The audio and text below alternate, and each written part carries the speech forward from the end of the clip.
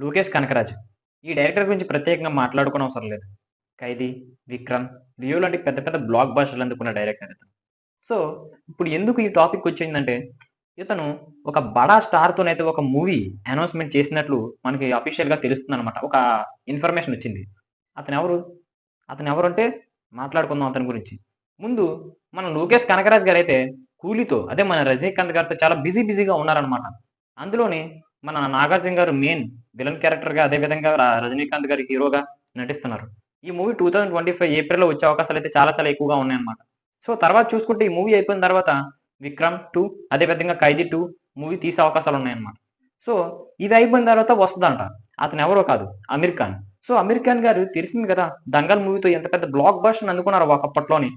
సరే అతనితోనే ఇప్పుడు లోకేష్ కనకరాజు గారు ఒక మూవీ అనౌన్స్‌మెంట్ చేసినట్లు మనకి ఒక న్యూస్ వస్తుంది. సో, ఇది ఇంకా త్వరలోనే అధికారిక ప్రకటన వచ్చే అవకాశాలైతే చాలా ఎక్కువగా ఉన్నాయనేసి మనకు గట్టిగా వినిపిస్తున్న టాక్ అన్నమాట.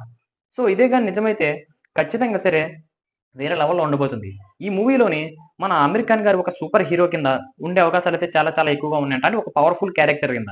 హీరోకి మాక్సిమం ఏ మూవీలోనైనా సరే హీరోకే పవర్‌ఫుల్ క్యారెక్టర్ ఇస్తారు కదా! అదే విధంగా ఉంటదనమాట. సో, ఇంకా దీని గురించి అఫీషియల్‌గా న్యూస్ రావాల్సి ఉంది. ఈ మూవీ ఎప్పుడు ఒకవేళ అన్నీ ఇదే గాని నిజమైతే ఈ మూవీ 2027 క్రిస్మస్‌కి రిలీజ్ చేసే అవకాశాలైతే చాలా ఎక్కువగా ఉన్నాయనేసి మనకు వినిపిస్తున్న టాక్.